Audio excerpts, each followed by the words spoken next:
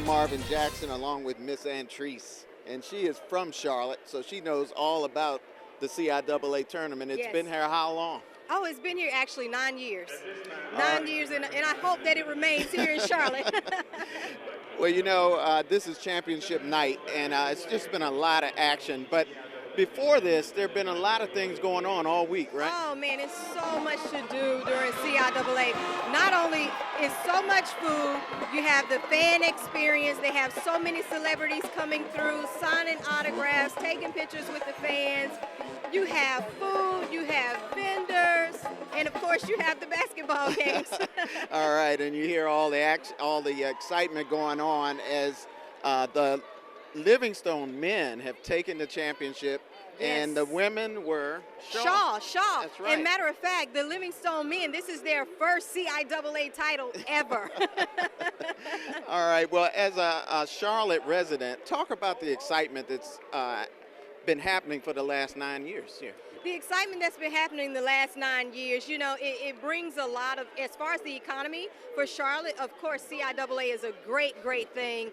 We have the parties, you have day parties, you have entertainment, you have the food. Is always something to do at CIAA 24/7.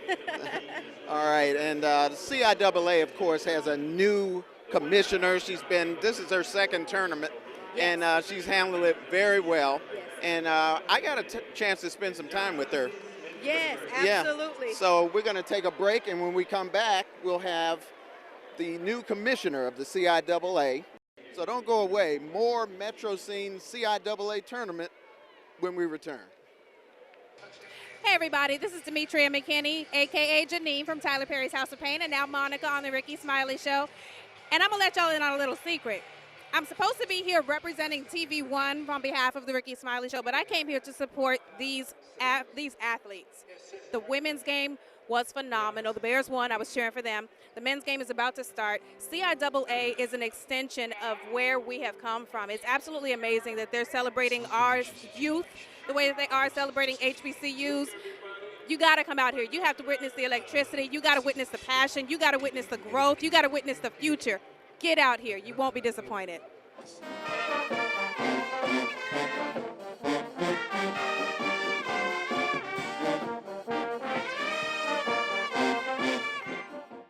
I'm originally from Wisconsin. Okay. Wisconsin had no real HBCU experience there. Okay.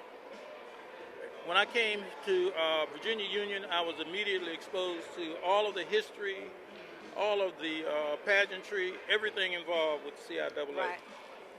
And that was in 1970. I'm still hanging in there.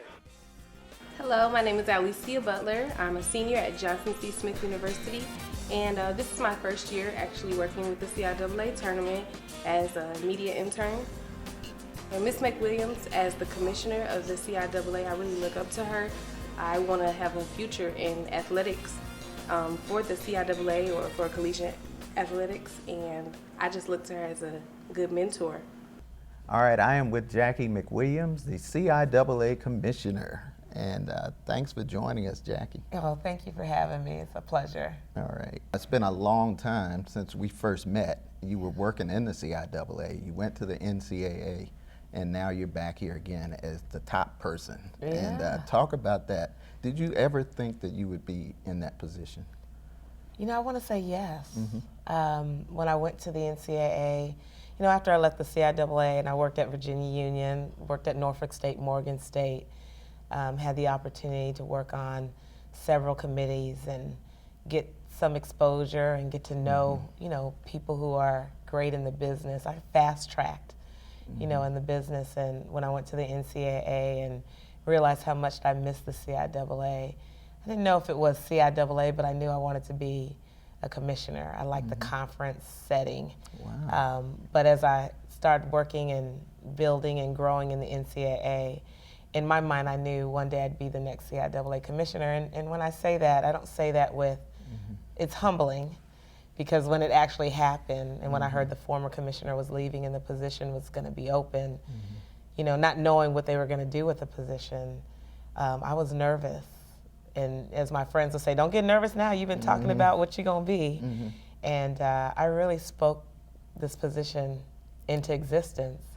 And it's just a surreal experience to even explain it to people, but it's real. Yeah, you gotta visualize things anyway for them to happen. You do. And you know, when you hear speakers that say, you know, you gotta speak about your goals and you gotta, when you can dream big, and you know, you listen to that and you see where they are and you're like, okay, so what does that really mean? But I really do believe, you know, if you set your goals and you know where you wanna go and you do the things to work towards that it can happen. Yeah. And it may not happen exactly how you thought it would, but you know, I'm a believer, so I know that God knew exactly how to prepare me for it. So the challenges that I had in my career really presented some great opportunities to help me be prepared for this job.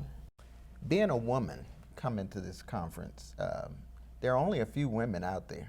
I know Val Ackerman with the Big East and Robin Harris with the Ivy League. There are a few others, but you're the only black female commissioner. You know, and I know all those women, whether I'm on a board with them or whether we're in the same, you know, association, affiliated with the same National Collegiate of Women's Athletic Association. We have those connections that way, but it's, you know, it's amazing. Does that present bigger challenges for you? Because I know there's some challenges and I want you to speak on that, but does that present any larger challenges? It may present challenges for others, but it doesn't for me, because I am who I am. You know, when I interviewed with the board of directors through the process, what I told them is, I'm excited that you're giving me an opportunity, and I'm hopeful it's not because I'm a woman and because I'm black. It's because you know I can do a great job and get the job done. I've never gone into any of my positions saying I'm a black female, but mind you, I know that I am a black female. And I know when I walk in the room, I'm mindful who's sitting around the table, so I can politically structure myself in the conversation.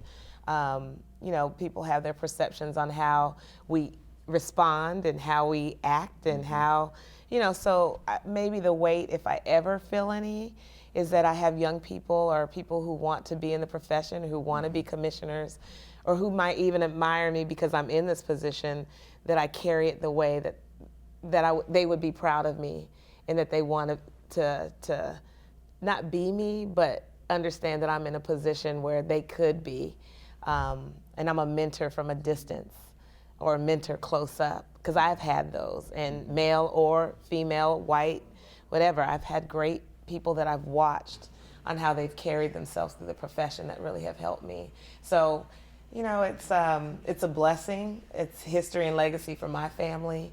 It's history and legacy for this conference. It's probably history and legacy in the NCAA. It's unfortunate that there's not more of us in these positions.